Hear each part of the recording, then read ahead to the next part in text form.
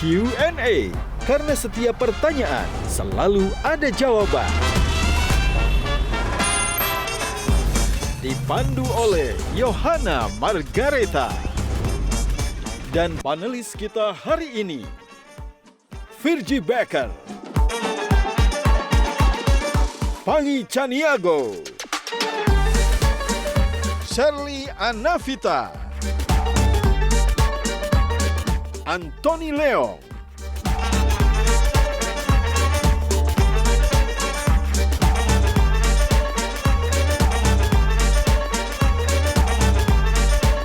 saya agak sedih dan kecewa gitu loh, karena melihat kalau baca Twitter tuh udah nggak deg-degan gitu loh kalau baca. Kayaknya dulu tuh saya terus deh yang ngomong, apa aja ngomong kayak begitu. Kok badan Bang Fadli hari ini kurus atau karena tidak bisa berekspresi lagi kurusnya gitu? Atau kurus bukan karena itu? Positioning Bang Fahri sekarang itu karena dia tidak lagi di DPR, tapi Bang Fadli kan ada di DPR. Tapi kenapa cenderung diam? Ini menjadi diskursus juga. Hampir semua maunya pemerintah itu teramini. Karena DPR itu hari ini hampir tidak ada di sirte antara ada dan tiada. Usulan cawapres Prabowo kira-kira siapa Bang Fadli? Dan kalau tidak mau sebut nama, kriterianya seperti apa? Gitu Nah, ya. Bang Fadli to the point aja nih. Menurut Bang Fadli itu sebenarnya ada nggak sih kebijakan yang perlu dikritisi dari pemerintah sekarang yang mungkin tidak pro rakyat? Kalau bahasa pantunnya gini, sungguh aku tidak apa-apa, asalkan kamu tetap bahagia. Bang Fahri sudah bikin Partai Gelora, yakin nih Bang Fadli tetap setia di Gerindra. Oh. Memang hari ini memainkan peran bukan seperti Bang Fadli dulu, itu intinya. Iya, ada rasa kehilangan juga biasanya. Maksud saya Iya. itu. Saya nuansa kebatinan Bang Fadli ini saya tangkap. Ini nyari musuh ya. Oke, baik, tepuk tangan. Terima kasih. Untukmu, Bung Tomo, bergema di angkasa, bergetar bumi pertiwi, bergelora di dalam dada, pekikan kemerdekaan membahana. Waktu itu, 10 November di Surabaya, kau bangkitkan semangat yang hampir pudar, kau bangunkan patriot ke medan bakti. Tetes-tetes darah menyirami bumi. Ratap tangis ibu-ibu yang kehilangan putranya.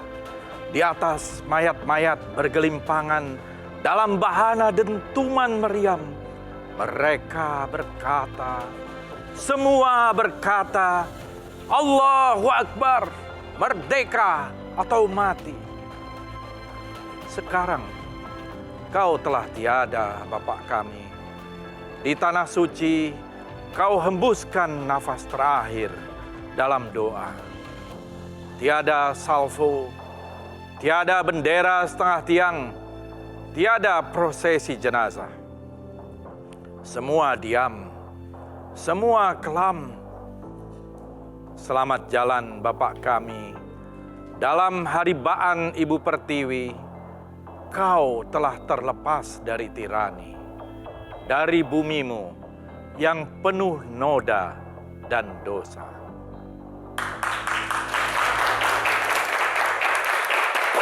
Terima kasih, silakan duduk Bang. Terima kasih, Mas. Ya pemirsa, siapa sih yang tak mengenal sosok gaduh di negeri ini, yaitu Fadlizon, yang dulu itu suka bersorak-sorai bahkan demi menyudutkan pemerintah. Sikapnya yang reaktif dalam banyak isu dan juga kejadian, namun kini sering dianggap bahkan ada nih panggilannya macan yang mengeong. Apakah benar demikian?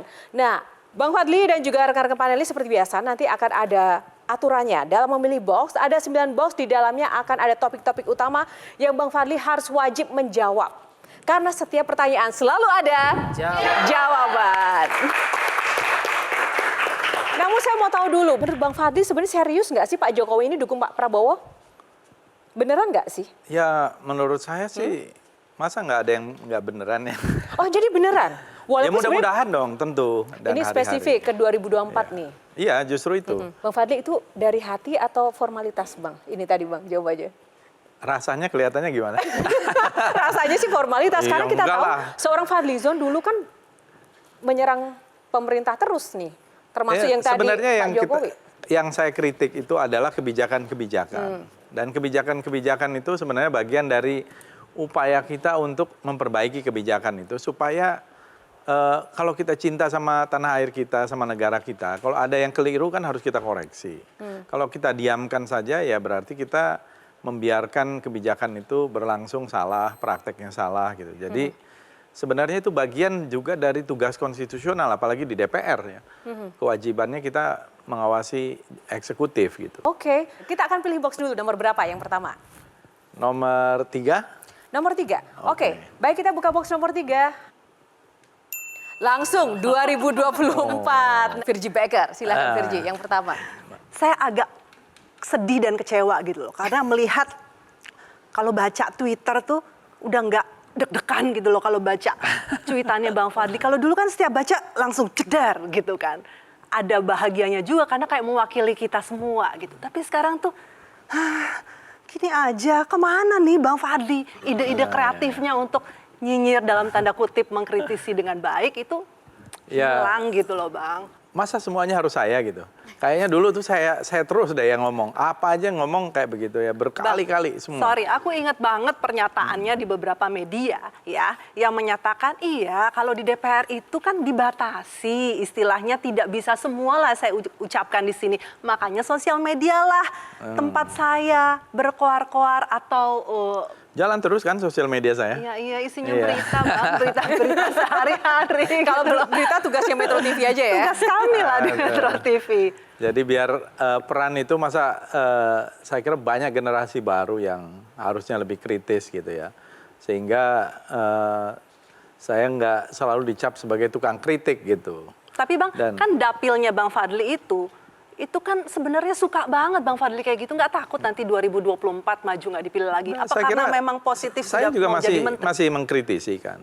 Tapi yang beda dari seorang Fadly kan cara mengkritisinya, ya nggak sih? Terus kemudian semangat dan juga kayak menggebu-gebunya tuh sekarang memang redup. Panelis yang lain, puas nggak Bang Pangi? Coba, puas nggak dengan jawaban Bang Fadly? Bang Fadly sekarang aja menjawabnya juga kayak udah lemes gitu. Ada apa sebenarnya ini? Kurang gula kayaknya, Ya, banyak kurus. Sebenarnya Mbak Yo kalau kita lihat Bang Fadly ya dari dulu, kan beliau memang kalau sama Bang Fahri Hamzah itu kan dia duet maut juga sebetulnya sebagai macannya parlemen lah ya. Nah sekarang kalau dikatakan macan mengeong hari ini itu kan sebenarnya Bang Fadly ini memang politisi. Politisi tentu harus bisa mengayun gitu. Artinya dia fleksibel juga dengan kondisi memang tidak hanya sekedar comfort zone, tapi memang dia harus memposisikan garis partai. Tapi perubahannya seorang Fadlizon drastis nggak? Nah, dari yang dulu kalau gaduh sekarang drastis banget. Saya sampai kritik kok badan Bang Fadly hari ini kurus atau karena tidak bisa berekspresi lagi kurusnya gitu. Atau kurus bukan karena itu tapi karena memang diet untuk pemilu 2024. Oh. Oke, kalau Shirley? Kalau tadi Bang Fadly membuka dengan puisi, Shirley sekarang buka pertanyaan dengan pantun, Mbak. Bapak Ibu yang baik hati, mari nonton Q&A di Metro TV. Bang Fadlizon yang Shirley hormati, kok bisa sih nggak jadi wakil ketua DPR lagi? Kalau selamanya kita di situ ya repot juga. Jadi kalau saya sih melihatnya itu sebagai bagian dari sebuah journey aja. Saya masih belum puas nih jujur ya. Coba Bang Antoni dulu, Bang Antoni. Positioning Bang Fahri sekarang itu karena dia tidak lagi di DPR, tapi Bang Fadly kan ada di DPR. Tapi kenapa cenderung diam? Ini menjadi diskursus juga. Kadang ya, memang serba salah. Kalau gaduh heboh juga kita juga kayak geleng-geleng kepala, diem gitu. Gimana Bang Fadly? Aneh juga. Anda menilai diri sendiri ini sebenarnya gimana sih gitu? Ya kalau lihat saya dari 2019, maksudnya setelah masa pemerintahan sampai tahun lalu, saya kira saya juga masih terus mengkritik ya. Karena kan itu belum yakin bahwa didukung presiden. Iya kan, jadi masih abu-abu gitu loh. Kalau sekarang tentu konsentrasi kita berubah. Nah, dengan semua dinamikanya. Cuma ada konsekuensi Mbak Yo. Hampir semua maunya pemerintah itu teramini.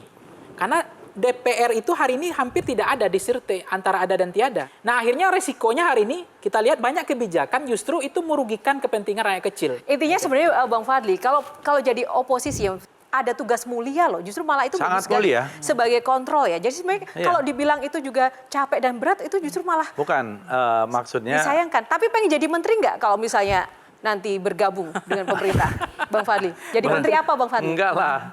Pokoknya Yakin, enggak? kita itu memperjuangkan sesuatu yang menjadi bagian dari tujuan kita untuk memperbaiki keadaan. Dan kadang-kadang kita harus mundur satu langkah untuk maju 1000 langkah gitu ya.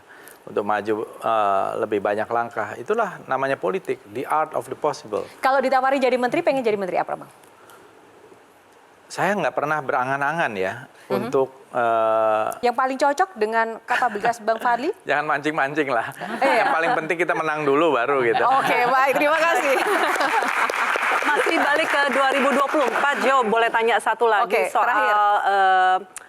Lawan-lawan capresnya itu kan lebih muda lah ya dari sisi umur gitu dari Pak Prabowo. Sementara sekarang kan kita melihat dari data 52% pemilihnya justru pemilih muda.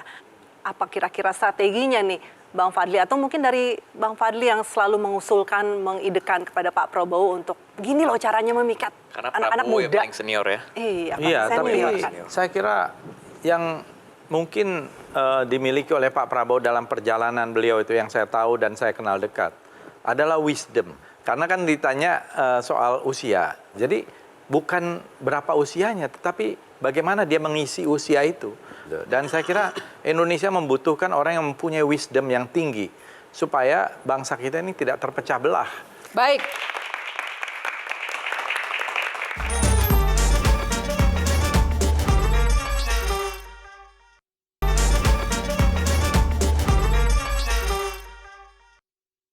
Kita lanjut dulu ke box selanjutnya, nomor berapa Bang Fadli?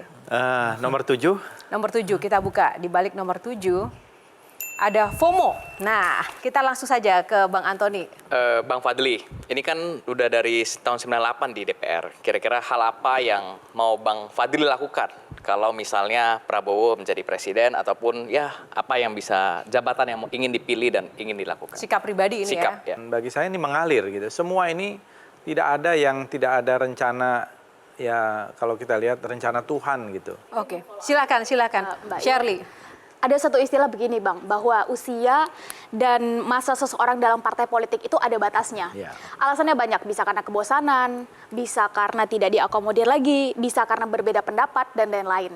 Mengingat banyak sekali pendapat di luar sana yang menjadi liar menyebutkan Bang Fadli dan Gerindra ini sudah kurang harmonis begitu. Kalau bahasa pantunnya gini, sungguh aku tidak apa-apa, asalkan kamu tetap bahagia.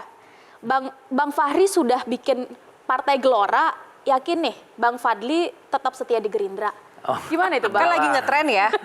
Lagi ngetren tuh banyak yang kemudian bikin partai baru gitu. Saya termasuk yang menggagas awal Gerindra. Saya membuat juga manifesto perjuangan Partai Gerindra. Bagi saya Gerindra ini adalah bagian dari sebuah wadah perjuangan. Jadi bukan tujuan perjuangan, tapi wadah perjuangan. Apakah nanti kita akan melihat hasil perjuangan kita? Belum tentu. Bisa saja kita hanya menjadi satu stepping stones atau menjadi batu loncatan dari perjuangan itu. Jadi menurut saya ya itulah bagian dari wisdom kita untuk melihat bahwa tidak semua yang kita perjuangkan itu kita bisa melihat hasilnya. Nah, oke, Gitu. ngomong-ngomong soal perjuangan juga, banyak kemudian para pemimpin yang juga sudah berjuang. Bang Fadli menjadi saksi mata dari 98 sudah di parlemen ya, kalau nggak salah ya Bang ya? Ya, waktu itu saya menjadi anggota MPR 97-99. 97 sampai 99. Nah, dari beberapa presiden yang sudah dialami, yang paling ideal menurut Bang Fadli siapa sih? Kalau saya sih, saya melihat semua presiden itu ada plus ada minusnya dan pasti ada kekuatannya, ada kelemahannya. Tapi kalau saya ditanya di antara itu siapa, menurut saya bagaimanapun peran Pak Harto itu luar biasa. Gitu. Pak Harto, yang paling ideal. Yang paling ideal bisa kita lihat Tentu dari dengan apanya? segala catatan juga ya. Gitu Nah, ya. Bang Fadli to the point aja nih. Menurut Bang Fadli itu sebenarnya ada nggak sih kebijakan yang perlu dikritisi dari pemerintah sekarang yang mungkin tidak pro rakyat? Saya pikir adalah niat baik dari kebijakan itu banyak yang pro rakyat.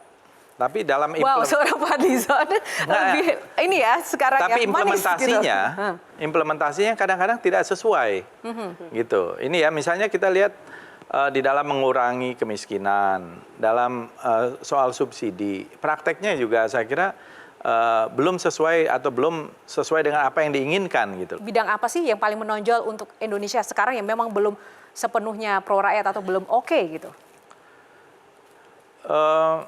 Ada beberapa hal yang saya kira perlu ada, misalnya perbaikan-perbaikan, misalnya prioritas untuk bagaimana pendidikan dan kesehatan itu sangat penting ya. Dibandingkan misalnya dengan infrastruktur tertentu. Misalnya yang penting apa, yang nggak penting apa sih Bang Fadli? Ya, kalau kita lihat adalah ya.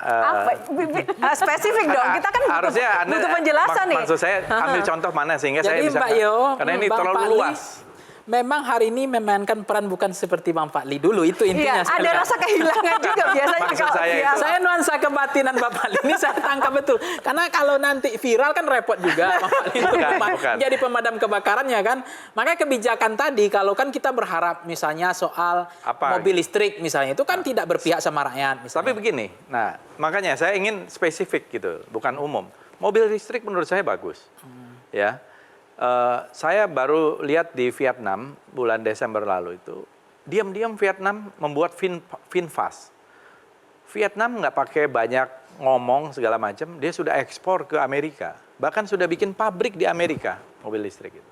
Nah kita kan mempunyai bahan baku yang luar biasa, dan sebenarnya kebijakan hilirisasi itu tepat, sehingga kita mempunyai value added gitu. Jadi dalam hal itu saya mendukung hilirisasi. Nah, kenapa tadi kita juga umum tidak spesifik? Karena kita pengen tahu pandangan seorang Fadlizon kan pasti kan berbeda. Mungkin helikopter view-nya berbeda. Makanya kita pengen tahu poin-poin mana sih yang mungkin perlu benar-benar kita evaluasi atau perbaiki kebijakan pemerintah saat ini.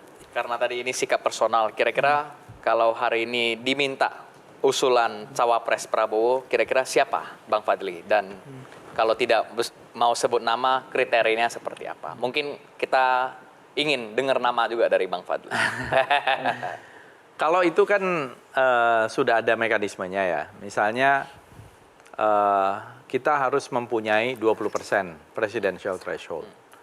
20% presidential threshold ini pasti mensyaratkan partai-partai yang menengah, partai yang besar juga. Prioritas dari kelompok misalnya usia yang muda atau juga harus sipil karena kan Pak Prabowo Ya, kan pasti dari itu jadi militer. faktor-faktor. Kebetulan sih sipil semua ya. Gitu. Oke, Dari Bang, Ya, nama-nama misalnya yang beredar. begini Bang Fadli, ini saya minta jujur jawabnya. Dari tadi nggak Maksudnya jujur. selama ini saya pernah ada topeng Bang Fadli. Masih semacam Saya bekas ingin seorang Fadli buka ya. wajahnya Bang Fadli gitu. Oke, Ini masih ada silakan. topengnya. Maksud Singkat. saya, bagaimana sikap Bang Fadli secara personal soal Pak Jokowi, netralitas Pak Jokowi? Sekali lagi harus jujur. Iya, Bang iya. Fadli. Ini ya, kalau saya lihat, masalahnya di dalam demokrasi tidak ada aturan yang membuat orang itu tidak boleh kamu ikut campur gitu. Bahkan ada kecenderungan setiap pemimpin itu ikut campur untuk keberlanjutan suksesinya. Tapi kan ada batasannya, ada Suksesornya. etika politik dan juga Iya, di negara dan juga dalam diatur. hal itu sebenarnya etika mana yang dilanggar? Kalau kira-kira? lapangan nggak datar lagi gimana? Netralitas presidennya? Saya sih melihat ini bagian dari sebuah dinamika dan proses politik. Tentu kalau bagi pendapat saya, yang paling penting adalah bagaimana apapun yang kita lakukan itu akan menambah dukungan dari masyarakat, dukungan rakyat. Ya, jadi strateginya adalah merangkul, dan Pak Prabowo ini strateginya merangkul. Orang yang mungkin tadinya setengah lawan menjadi kawan, dari lawan menjadi setengah lawan, dan seterusnya. Dan itu menurut saya jalan tengah yang bagus. karena Presiden ada wisdom. partisan? Apa? Kalau presiden partisan? Bang And Fadli, that's Jo, politics. sebentar Jo. Oke, aku tuh mau apresiasi sedikit untuk pencitraannya dari Pak Prabowo saat ini. Ya Bang ya, kayaknya tuh Yang mana itu? banyak sekali yang sekarang itu. Enggak lah. Loh, benar ini jujur bahwa apresiasi ya. Enggak, tapi begini. Melihat begini ntar Bang, melihat Pak Prabowo sekarang tadi wisdomnya tadi ya, itu memang terlihat dari pengambilan angle gambarnya dengan anak-anak, dengan ibu-ibu, atau menyapanya dengan sangat ramah, itu memang di-create atau memang apa adanya seperti itu dan kemudian diambilnya dengan sangat tepat ya saat ini angle-nya. Sebenarnya nggak ada pencitraan, memang sukanya begitu. Itu natural gitu loh. Berarti ini alami. Tapi Alami. dalam pandangan saya, politik itu tidak ada yang alami. Setuju nggak? Setuju nggak? Ada desain, ada arsiteknya. Enggak, itu tidak sepenuhnya salah, tapi maksudnya tuh desainnya desain apa. Tapi ketika desain personal, kalau desain untuk pemenangan dan lain itu pasti harus ada strategi, harus ada Oke. taktik ya. Tapi dalam kepribadian orang ada yang suka dengan pencitraan, ada yang terlalu pencitraan gitu ya. Siapa dan Bang yang terlalu dibuat-buat. Siapa ngomong-ngomong Ya, yang terlalu siapalah pencitraan? itu kita lihat. Semuanya ini Oke. diatur, diorchestrated. Nah, Pak Prabowo itu, saya jamin itu nggak bisa diorchestrated kayak begitu, nggak bisa. Dari semua tokoh-tokoh atau presiden yang paling pencitraan siapa kalau menurut Bang Fadli? Nggak, pencitraan itu bagian dari proses politik kok. Nah, iya makanya nggak apa-apa. Yang paling pencitraan siapa kalau dari semua pemimpin kita sampai saat ini? Ini nyari musuh ya. Oke, baik, teman-teman. Terima kasih. Kita akan masuk ke box selanjutnya, Bang Fadli. Biar nggak ada musuh, kita buka box selanjutnya. Box nomor berapa? Nomor 5. Nomor 5. Kita buka box nomor 5. Play or pass? Pas kali ya. Oh, pas. Berarti, itu tadi karena nggak mau cari musuh, kita lewati saja. Baik, tepuk tangan lagi boleh. Nomor berapa selanjutnya, Bang? Nomor 2. 2. Kita buka box nomor 2. Diet. Bang, sebenarnya ini cukup benar-benar membuat terkagum ya. Saya mengikuti Bang Fadli dari dulu sampai sekarang. Kenapa baru sekarang terinspirasi untuk melakukan diet? Ya, sebenarnya kita kan semakin usia bertambah gitu ya. Jadi kalau terlalu berat, overweight, kemudian obesitas, ya, nambah penyakit itu mengundang penyakit lah. Jadi saya sampai pada satu kesadaran udah waktunya harus dengan segala macam cara ini harus turun dan terutama untuk kesehatan sih. Untuk kesehatan, Shirley mau tahu pendapat Shirley tentang hasil diet Bang Fadli gimana? Wah, luar biasa. 32 kilo ya Bang? Ya totalnya 35 lah. 35 totalnya itu dalam berapa lama Bang kalau boleh tahu? Dalam 7-8 bulan gitu. Wah, luar biasa. Nah, tadi kan katanya ada kesadaran, ada awareness, ada turning point tertentu nggak Bang? Apa sempat sakit dulu atau karena orang-orang tersayang atau apa turning point sampai memutuskan itu? Sebenarnya turning point-nya karena kebetulan ibu saya tuh kan waktu meninggal tahun 2021 tuh juga karena komplikasi diabetes ya. Jadi berarti saya ada turunan gitu. Nah, jadi saya mau berusaha mencegah itu. Anthony, silakan Bang. Siapa Bang yang kasih ide untuk diet dan kira-kira tindakan diet ini alamiah dietnya atau ini agak ada tindakan? setengah ketok magic lah kira-kira. Boleh tindakan dibagi ya. resep ya? Ini. Sebenarnya dari saya sendiri sih, karena saya merasa kok makin hari makin berat gitu, karena makannya makan enak dan lain-lain gitu. Jadi akhirnya sampai pada satu keputusan harus memulai dengan cukup drastik gitu ya. Saya paham sekarang, ternyata Bang Fadlizon ini tidak hanya diet kritik, tapi memang diet makanan. Jadi memang ini di zona dietnya seorang Fadlizon kali ya. Tepuk tangan untuk Bang Fadli.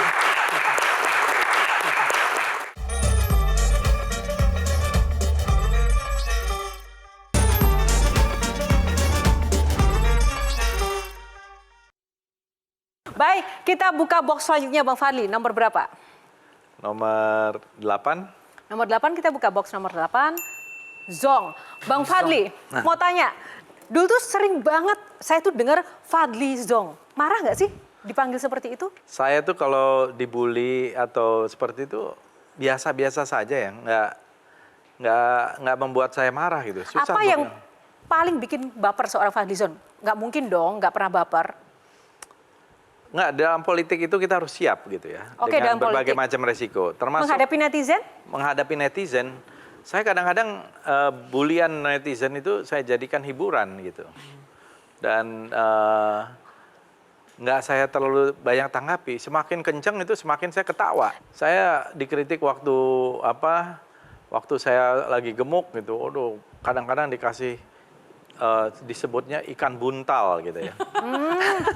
Saya bahasa ikan buntal tuh saya tahu karena bahasa kampung saya juga sama kan? dengan Pak. Jadi, waduh. Yang membesar ya. Nah, pertanyaan saya sebenarnya ada satu yang Pak Lizon yang dibilang itu kan soal Ferdi Sambo yang seperti misalnya seperti film India yang cerita panjang yang tidak selesai misalnya kan.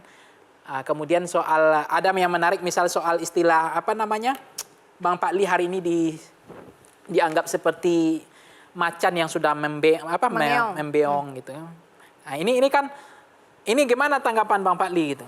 Tanggapan orang itu kan sah-sah aja. Seperti saya bilang itu pasti ada yang suka, ada yang nggak suka. Kalau saya terlalu keras mengkritik itu dianggap nyinyir, dianggap macam-macam.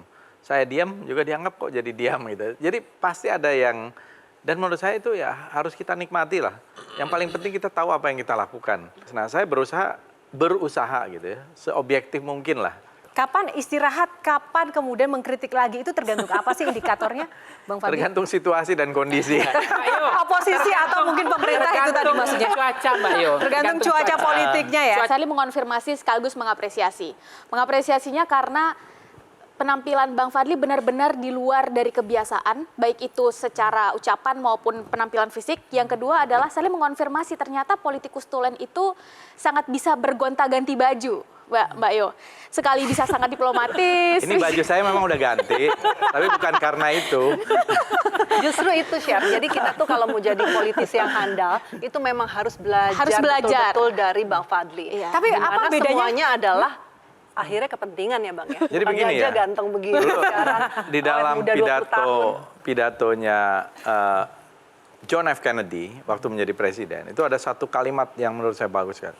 Dia bilang, civility is not a sign of weakness. Gitu. Jadi kesantunan itu bukan berarti tanda kita lemah. Gitu. Itu menurut saya ya menjadi kredo yang sekarang lah gitu.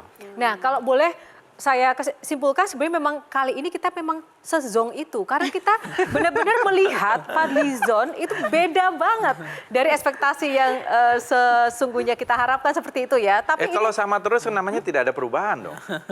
begitu ya? Katanya mau perubahan. Oh cie. Oke, terima kasih. Kita memang harus ada perubahan untuk kemajuan ya. Baik, kita ke next box. Maju ke next box. Nomor berapa, Bang Fadli? Nomor 6. Nomor 6. Di balik nomor 6. Keris. Oh. Chris. Ya, ini berisi tentang pertanyaan yang kita akan mengulik lebih dalam lagi sosok seorang Fadlizon ya. Nah, mungkin Bang Pangi dulu untuk memulai. Ya, kalau saya nanya, karena Bang pernah juga lihat kerisnya Bang Fadlizon, kemana-mana juga cenderamata itu kan juga beliau kasih di dunia internasional kan kasih keris kan. Jadi intinya usulan untuk menjadikan keris sebagai apa warisan. Warisan apa namanya budaya dunia gitu. Itu sebenarnya menurut saya menarik gitu. Itu kan belum ya sampai sekarang ya? Sudah sebenarnya. Sudah lama sebenarnya. Jadi keris ini sudah diakui oleh UNESCO tahun 2005 sebagai Masterpiece of Oral Tradition and Intangible Heritage of Humanity. Jadi warisan agung budaya manusia yang non-bendawi kira-kira gitu. Intangible Cultural Heritage itu sudah. Awalnya gimana sih bisa suka dengan keris, Bang Fadli? Karena keris ini gabungan dari berbagai macam seni ya. Seni tempa, seni ukir, ada filosofi, simbol, dan ada di seluruh Nusantara. Nah, menurut saya ini harus kita kedepankan budaya kita nih. Kan Indonesia ini sebenarnya salah satu kekuatannya nih kekuatan budaya nih, cultural capital gitu ya.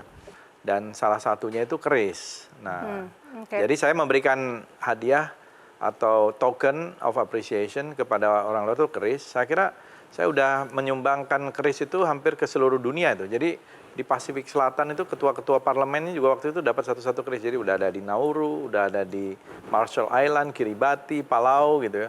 Ya sampai seluruh Eropa. Jadi ada keris ini sebagai representasi. Nah, kalau Antoni sudah punya keris atau punya koleksi apa nih? Silakan. Ingin ulas yang lain ya. Rekor muri ini selalu Bang Fadli sahabat.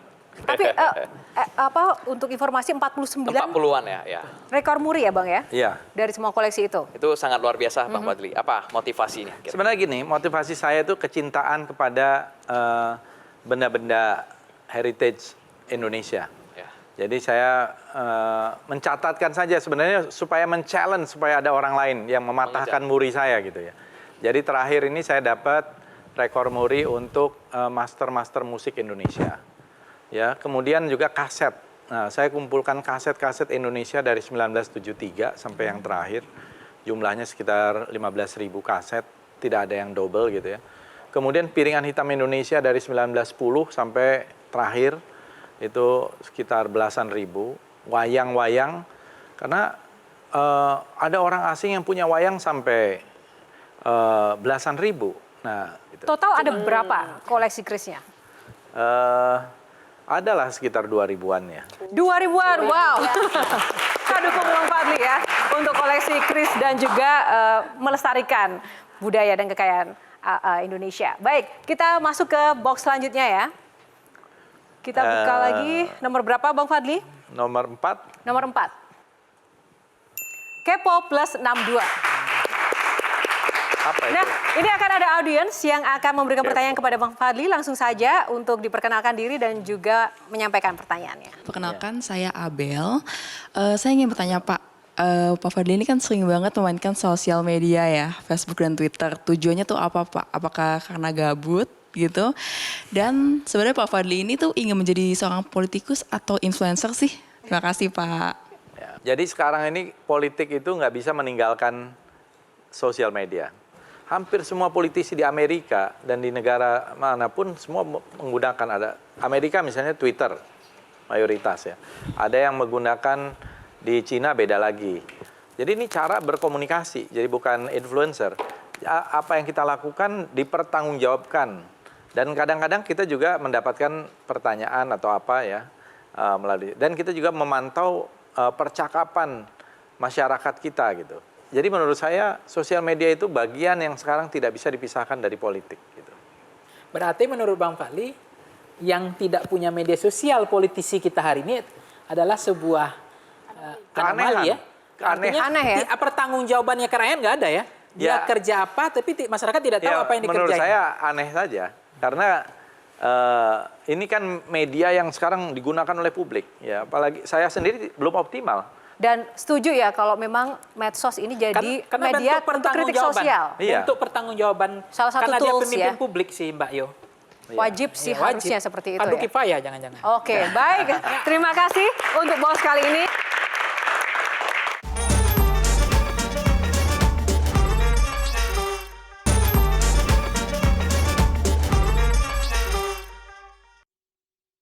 Kita akan ke next box. Silakan. Box nomor berapa? Bang Fadli? Ini tinggal 2 pilihan ya. Ya. Nomor 1. Nomor 1, kita buka box nomor 1. Truth or dare? Bang Fadli. Kalau tadi kan udah pas, sekarang truth or dare. Dare aja, dare. Oh, pilih tantangan. Karena nggak mau jujur dari tadi Bang Fadli ya kan. Baik, kita ada tantangan, Kalau truth silakan. Tantangan yang dipilih, tugasnya Virgie Baker sekarang untuk memimpin tantangan kali ini. Oke.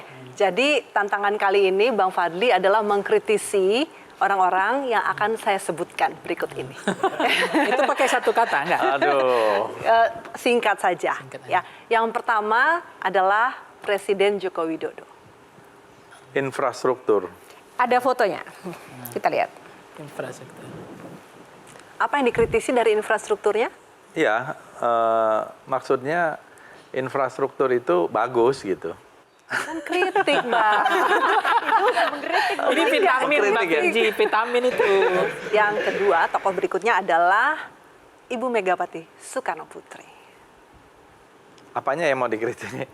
Apa yang ada di kritikannya? Apa yang ada di... Kalau dulu kan cepet, nge-tweet langsung kritik. Sekarang harus di Q&A. Ya, saya kira Bu Mega juga orang yang kalau sudah mengambil keputusan, biasanya kukuh dengan keputusannya. Saklek gitu ya? Saklek. Gitu. Oke. Oke, Silakan next. Virgie. Bapak Susilo Bambang Yudhoyono. Oh, Pak SBY kan sekarang sudah menjadi seniman ya. Saya lihat museumnya kemarin di Pacitan sih bagus gitu. Tapi di zaman beliau kan kalau dilihat orang yang mengkritik ya, mungkin di dalam mengambil keputusan mungkin tidak setegas yang lain, kira-kira begitu. Kalau Pak SBY kayaknya cepet ini tadi mengkritiknya kita jelas gitu ya. Tapi kalau yang Nggak sebelumnya... mengkritik juga. Kan orang lain yang mengkritik. Next, Bang Rocky Gerung.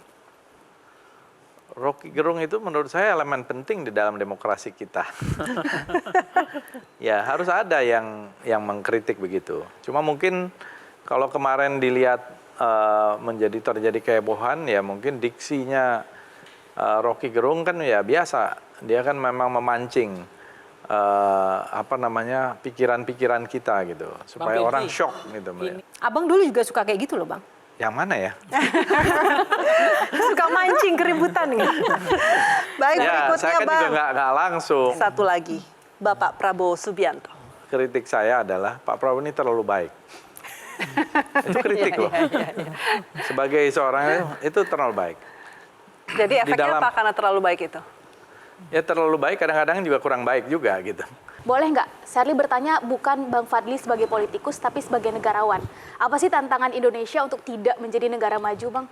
Kita punya semua indikatornya, tapi 10-15 tahun ke depan bisa jadi kita nggak sampai di titik itu. Kira-kira apa tantangannya? Kita ini mempunyai segalanya ya, Sherly. Kalau saya lihat, yang paling dibutuhkan oleh kita itu adalah good governance and correct leadership gitu ya. Kemudian getting institution right. Jadi institusi-institusi kita ini harus benar gitu. And then getting intervention right gitu. Bagaimana intervensi kita juga benar gitu. Nah, dan ada correct leadership yang memang memikirkan untuk kepentingan bangsa dan negara gitu. Saya yakin kalau ini ada kecocokan dari elemen-elemen yang tadi itu, Indonesia ini bisa menjadi negara maju itu sangat gampang gitu, sangat mudah. Cuma memang ya situasi dan kondisi politik kan kadang-kadang tidak selalu ideal. Kadang-kadang kita harus mengalah, kadang-kadang kita harus ada take and give gitu. Dan dilemanya pemimpin, saya kira hampir semua pemimpin seperti itu. Baik, masih ada tantangan lainnya? Nah, tadi adalah... Aduh, ini kayak pengadilan di sini. Jadi. Nah, gimana nih rasanya ya kan? Nah, Bang Fadli nanti suatu saat bisa duduk di kursi ini kalau nggak mau diadili. Bang Fadli kalau tadi sudah challenge mengkritik ya. Nah, yang kedua ini kami juga ada challenge untuk mencoba makanan. Yang pasti ini sebenarnya makanan favoritnya Bang Fadli sih dulu. Nah, kalau sekarang ini ada di hadapan Bang Fadli, berani coba nggak sih? Berani lah, masa Oh, berani? Oh ya udah coba Bang. masa dicoba. show ini kan Dan kayak ini ada show kuliner lah. ini ada Mbak Yo, air minum dulu Mbak Yo, air minumnya aman Kita dulu. nggak tahu kalau seorang Fadlizon tuh kalau cara Saya makannya memang gimana? hobinya Cabai rawit. cabai rawit. pedas. Cabai rawit dulu atau mie dulu biasanya? Ya, mie dulu lah. Oke, boleh. Ini Silakan. beneran nih makan. Bukan promosi. Karena tadi kan sudah kita kuras energinya Iya, dan tetap harus ini konsisten. dulu. Menjadi konsisten yang tenang dan anteng dan juga cool itu butuh energi besar loh. Dan Gimana? dikasih proteinnya di sini. Itu yang bikin produser saya loh Bang. Satu suap biasanya satu cabai. Wow. Satu suap satu cabai. Biasanya waktu itu ya. Nah, kita masuk ke box yang terakhir. Ini ada box 9. Top Secret. Waduh. Untuk Top Secret kali ini ada video yang ingin kami putarkan untuk Bang Fadli. Kita saksikan sama-sama. Aku personally, Ayah tuh sangat beda dengan yang kita lihat di media.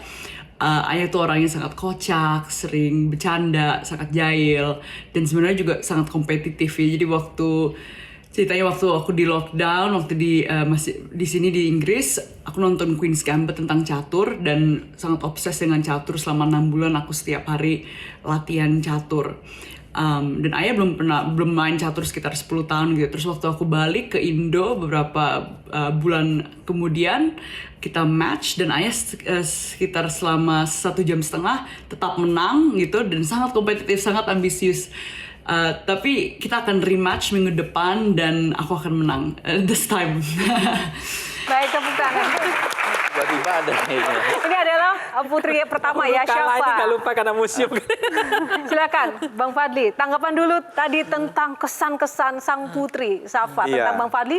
Ini anak saya yang dulu Yang dibully. sekarang kebetulan selesai S1 S2-nya di Inggris dan bekerja di sana udah 4 tahun di Inggris. Saya sempat terenyuh ya ketika mendengar Syafa tadi menjelaskan sosok Fadlizon ternyata memang berbeda. Sosok yang baik, penuh empati, yang sebenarnya itu bertolak belakang dengan kesan yang mungkin para haters terima selama ini. Ya kan? Mungkin para haters perlu mendengarkan kesaksian dari orang di rumah. Bang Fadli, seperti apa sih? Apakah memang sebenarnya mungkin saat ini Bang Fadli ingin menunjukkan sisi Bang Fadli yang sesungguhnya itu seperti ini? Saya sih sebenarnya orang yang sangat biasa saja. Mungkin kalau anak saya itu Safa ya paling tahu saya selama menjadi anggota DPR, wakil ketua DPR atau apapun, saya nggak pernah merasa menjadi pejabat gitu ya. Karena semuanya itu cuma numpang lewat saja gitu. Jadi yang paling penting adalah kita mengisi hari-hari itu dengan kegiatan-kegiatan yang baik, dan kalau bisa kita berbuat baik, kalau bisa kita menolong orang atau tidak membuat orang lain susah, kira-kira begitu. Nah, Shirley, silakan. Bang Fadli, tadi kan kita mendengar sosok Bang Fadli sebagai ayah di mata anaknya. Sekarang boleh dong kami tahu gimana arti dari sosok ayah dan ibu bagi seorang Fadlizon? Wah, itu bagi saya yang utama ya. Terutama saya ditinggal oleh ayah saya ketika masih kecil gitu, masih umur 14-an tahun gitu. Jadi saya udah jadi anak yatim waktu itu. Dan ibu saya itu ibu rumah tangga biasa, orang dari bawah. Kita juga hidup dalam sederhana. Tapi ibu saya itu mungkin doanya yang kuat sekali gitu ya. Jadi bagi saya ibu saya itu pusaka saya lah gitu. Sehingga saya kalau menyampaikan kepada orang-orang yang masih mempunyai ibu, ya benar-benar dirawatlah ibu kita itu sebaik-baiknya gitu. Karena apapun yang kita lakukan nggak akan pernah bisa menyaingi, menyepadani apa yang dilakukan oleh ibu kita terhadap kita. Baik, Virgi, sebagai seorang ibu mungkin. Kalau saya hanya bisa tetes air mata ini. Iya, terharu ya jadinya ya. Itu kayaknya Karena closing memang statement yang cukup supaya suksesnya kita Bang- semuanya Iya.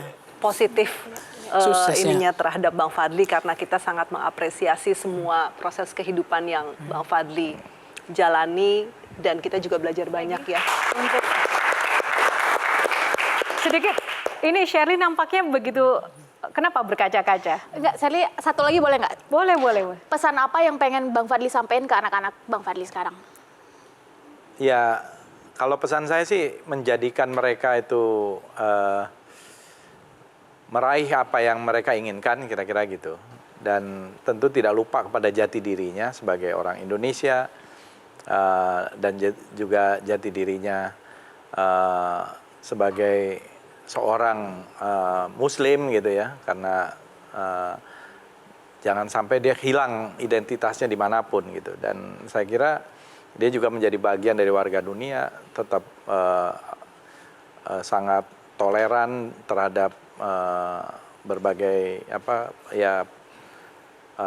perkembangan dan lain-lain ya, beradaptasi lah kira-kira gitu. Saya tuh percaya kepada kekuasaan ya, yang di atas gitu. Apapun yang kita lakukan itu tidak ada tanpa campur tangannya gitu. Baik, tepuk tangan untuk Fadlizon. Ya pemirsa, setiap hidup memang punya pilihan, tapi yang pasti kalau masuk ke dunia politik, semua pilihan apapun itu bagi para pelaku ataupun politisi harus memiliki keberpihakan yang prioritas utamanya adalah untuk kesejahteraan masyarakat. Semoga perbincangan kita sangat bermanfaat untuk Anda, dan terima kasih untuk bintang tamu kita, Bung Fadlizon. Tepuk tangan sekali lagi. Dan juga para panelis kita, terima kasih para panelis. Semoga bermanfaat Q&A kali ini. Sampai jumpa di episode selanjutnya. Saya Yohana Margarita undur diri. Terima kasih atas kebersamaan Anda. Selamat malam, sampai jumpa lagi.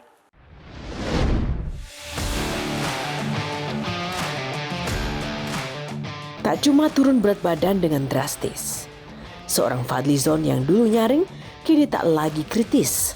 Walaupun banyak haters karena sinis, tapi sosok Fadli selalu jelas dalam urusan sikap politis. Apakah karena partainya merapat, kini suara hati tertutup rapat? Hanya Fadlizon yang tahu. Namun satu hal yang pasti, kehadiran oposisi dan sosok seperti Fadli yang berani adalah keseimbangan politik. Jangan sampai semua satu suara dalam kuasa. Ujung-ujungnya bikin rakyat semakin nelangsa.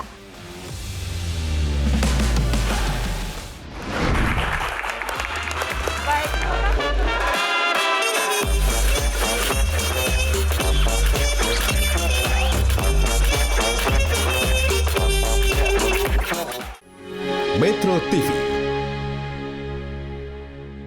Jelajahi cara baru mendapatkan informasi. Download Metro TV Extend sekarang.